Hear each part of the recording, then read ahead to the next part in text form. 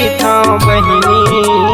सुन्ना पर के घर अंगना औ महकत फुलवारी।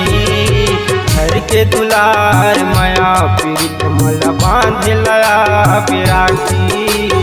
घर के दुलार माया पीत मल बांध लया बिरागी।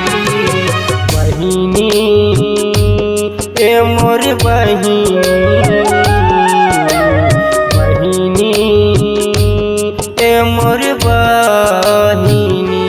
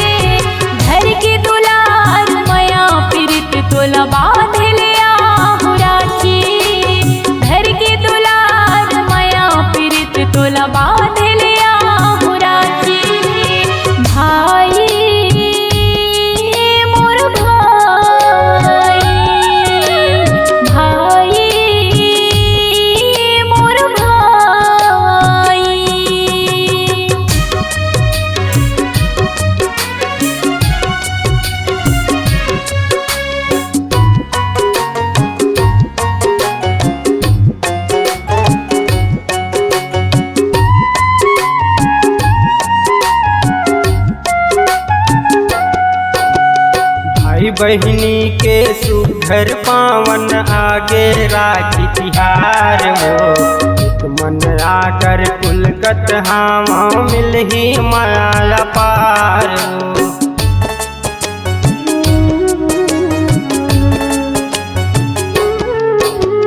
भाई बहिनी के सुघर पावन आगे राखी तिहार हो।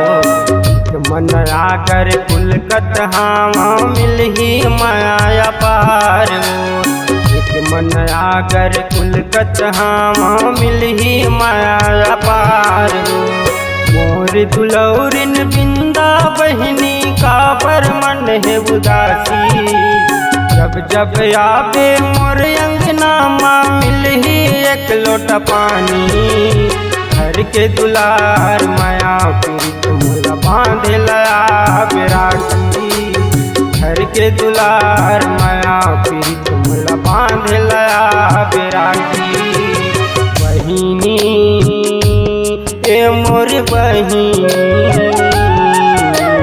बहिनी ए मोर बहिनी।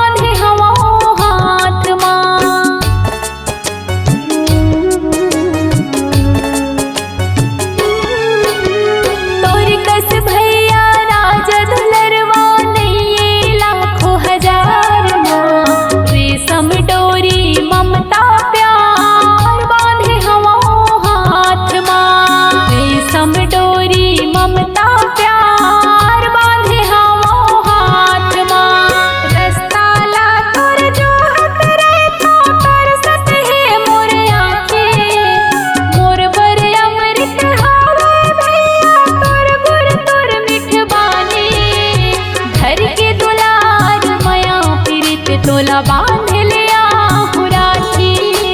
घर के दुलार माया पीरित तोला बांध लिया राखी। भाई मोर भाई, भाई मोर भाई। सावन भादो के महीना कब आही गई था बहिनी। सुन्ना पर के घर अंगना औ महकत फुलवारी।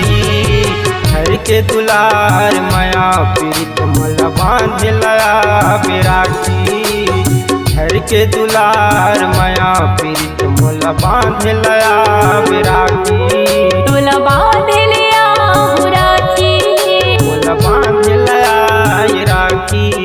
तोला